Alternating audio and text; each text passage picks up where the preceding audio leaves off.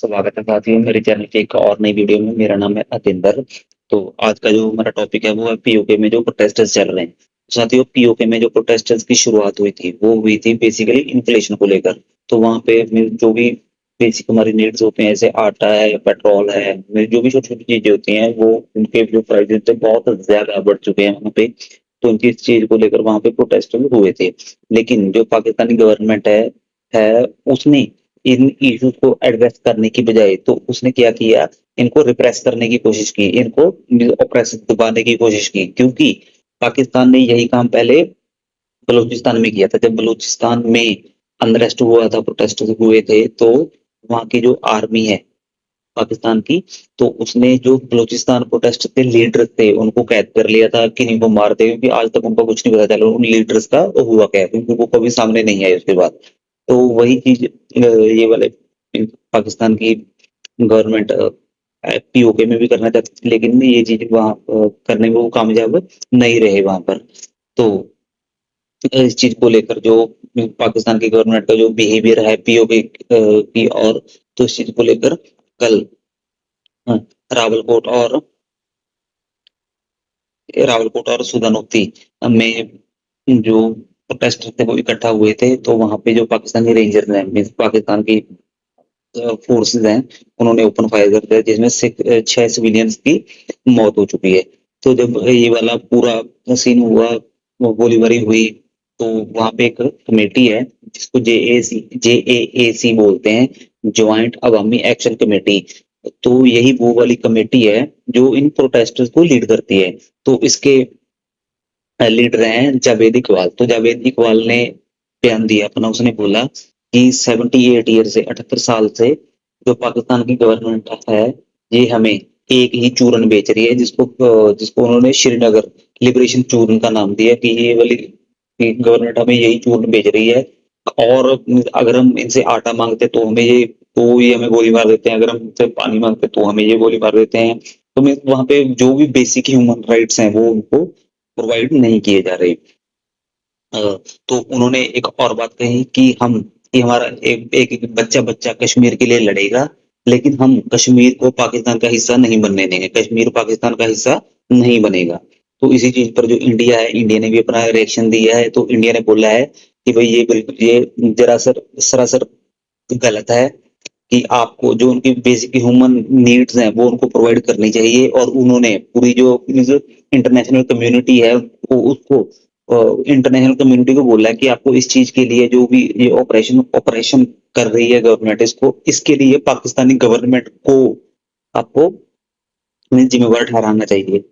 तो हाँ जी, तो ये इंडिया का रिएक्शन था। हाँ जी साथियों, तो अभी हम जो प्रोटेस्ट के रीजन हैं उनको जानने की कोशिश करते हैं। प्रोटेस्ट के बेसिकली 3 मेन रीजन हैं, तो वो अभी हम देखेंगे। तो पहले तो साथियों देखते हैं।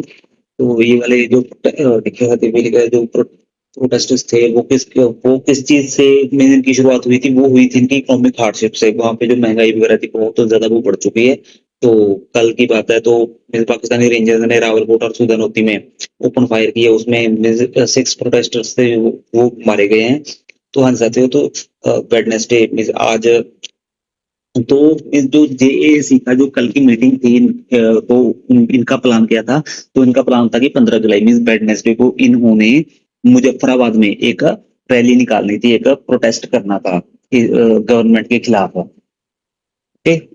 तो जो लेकिन जो पाकिस्तानी गवर्नमेंट है उसने जेएसी को एक टेररिस्ट ऑर्गेनाइजेशन घोषित कर दिया है, कि अगर और उन्होंने वहां पे पाकिस्तान पीओके में एक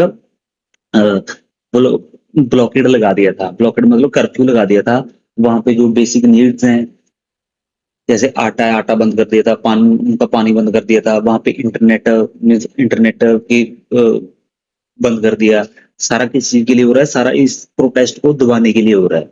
तो लेकिन लोग इस चीज से और ज्यादा खफा होते जा रहे हैं, और ज्यादा प्रोटेस्ट वहां पे होने लग रहे हैं। तो देखिए साथियों, इन प्रोटेस्टर्स के बेसिकली 3 रीजन है। तो जो पहला रीजन है जिसके बारे में ये सर आज जो मुजफ्फराबाद में प्रोटेस्ट हुआ, आज रैली निकली, वो किस कारण से निकली थी, वो आज का जो सबसे द लेटेस्ट प्रोटेस्ट है जो वो किस चीज से है, वो है कि जो पाकिस्तानी अथॉरिटीज है ना, मींस पाकिस्तानी गवर्नमेंट है, वो क्या कर रही है कि जो जेएसी है ना, ज्वाइंट अवामी एक्शन कमेटी, इसके बीच वो अपने लश्कर तैयबा और जैश ए मोहम्मद के लोग इसमें एंटर कर रही है जेएसी में, ताकि इनमें फूट डाली जा सके, मींस इनके बीच ही तो जब इनके बीच ही टेररिस्ट होंगे, तो ताकि पाकिस्तानी गवर्नमेंट कल को जेएसी को ये घोषित, एक्चुअल में ये घोषित कर दे कि हाँ ये तो टेररिस्ट ऑर्गेनाइजेशन है,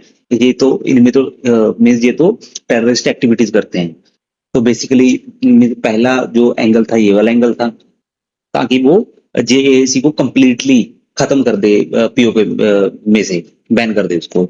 और और देखिए साथियों, जो उसका मीन जो सेकंड रीजन था, तो जेएसी है जो एक्शन कमेटी है, जो उसने पाकिस्तानी गवर्नमेंट को 38 पॉइंट एक चार्टर दिया था, जिसमें वही था कि हमें अभी वाले ह्यूमन राइट्स मिलने चाहिए, जो आटे का रेट है ये कम होना चाहिए, पेट्रोल के रेट्स वगैरह कम होने चाहिए, लैंड वगैरह का सिस्टम कम होना चाहिए, और वहां पे एक जो पीओके की जो आजाद कश्मीर है, जो उसकी जो लेजिस्लेटिव असेंबली है, उसमें एक 12 सीट्स हैं, तो उनका भी मुद्दा है। वो मैं आपको थर्ड रीजन, जो तीसरा रीजन है इस प्रोटेस्ट का, उसमें बताऊंगा। हाँ जी, तो देखिए इलेक्ट्रिसिटी प्राइसिंग वगैरह, एम्प्लॉयमेंट और जुडिशियल रिफॉर्म्स, तो इनके लिए जो 38 पॉइंट रेजोल्यूशन जेएजी ने प्रिपेयर किया था पाकिस्तानी गवर्नमेंट के लिए, लेकिन पाकिस्तानी गवर्नमेंट ने इनको मानने से बिल्कुल मना कर दिया, तो इनको एक्सेप्ट करने से ही रिफ्यूज कर दिया। तो हाँ साथियों, तो देखते हैं जो इसका तीसरा कारण है, वो तीसरा कारण क्या है। तो देखिए द वायर ने कवर किया है इसको, the clashes in PoK over the 12 refugee seats. तो हाँ साथियों देखो, जो आजाद कश्मीर है, ओके, जो मीन्स जम्मू के साथ वाला छोटी सी स्ट्रिप है जिसको आजाद कश्मीर बोलते हैं, तो उसकी जो लेजिस्लेटिव असेंबली है, तो उसकी लेजिस्लेटिव असेंबली में टोटल 53 सीट्स हैं।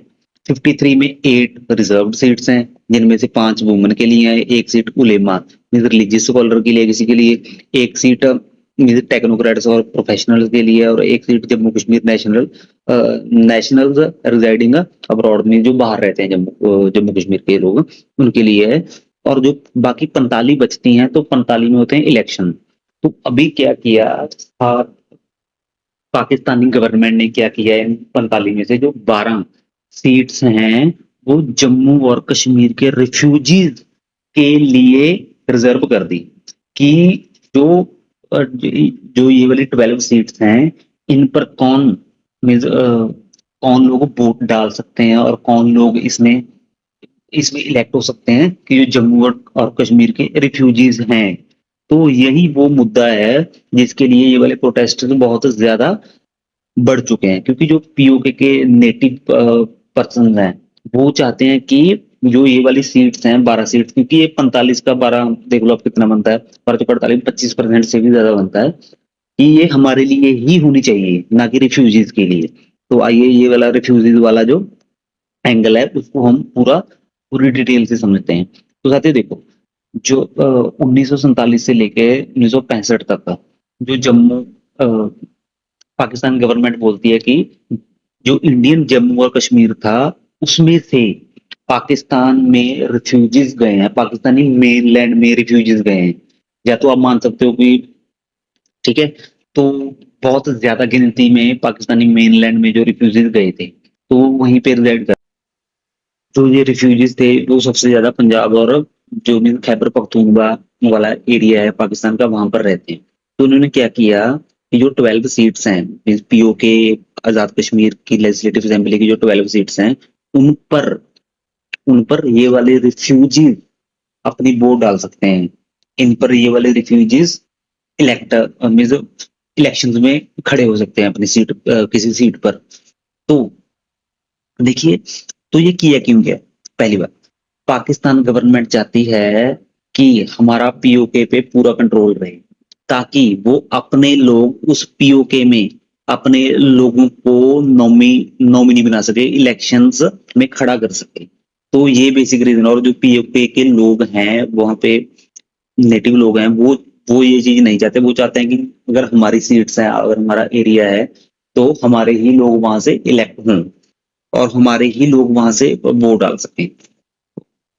हाँ जी साथियों, देखते हैं यानी तो what is the protest about. वही जो 53 सीट्स हैं उनमें से जो 45 इलेक्टेड होती हैं उनमें से 12 जो रिफ्यूजीज के लिए सेट की गई हैं और जो 12 में से 6 हैं वो कश्मीर वैली के रिफ्यूजीज के लिए हैं और जो बाकी की 6 हैं वो जम्मू के रिफ्यूजीज के लिए हैं।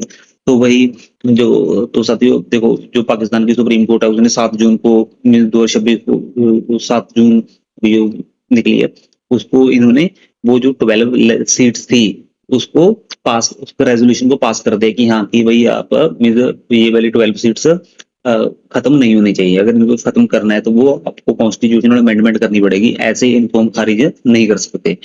तो साथ में जो एमएलए होते हैं यहाँ पे पीओके की असेंबली में इस इन सीट्स पर खड़े होते हैं तो वो पाकिस्तानी गवर्नमेंट द्वारा स्पॉन्सर्ड होते हैं। तो मीन्स जो पाकिस्तान है, पाकिस्तान का, ताकि पीओके पे एक एज रहे।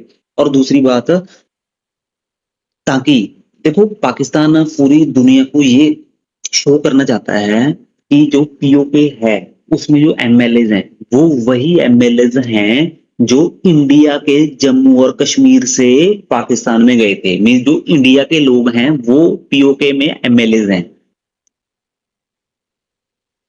ठीक है, तो मीन्स एक डिस्प्यूटेड लैंड मीन्स घोषित, ताकि दुनिया को लगे कि जो पूरा जम्मू के पीओके है वो एक डिस्प्यूटेड लैंड है, वो पूरी दुनिया को ये दिखाना चाहता है। हाँ जी, तो हाँ तो वही बात है, देखो पाकिस्तान क्यों नहीं इसको अबॉलिश करना चाहता। Pakistan wants to tell the world that this Kashmir is an unsettled issue and that the people who represent the areas which are now part of India also sit in the assembly of POK. ताकि जो अभी भारत के कब्जे में है वहां से जो लोग डिस्प्लेस हुए थे पाकिस्तान में वो अभी पीओके की असेंबली में बैठते हैं। तो साथियों, अगर वीडियो अच्छी लगी हो तो इसको लाइक करना, शेयर करना और चैनल को सब्सक्राइब करना। मिलते हैं नेक्स्ट वीडियो में।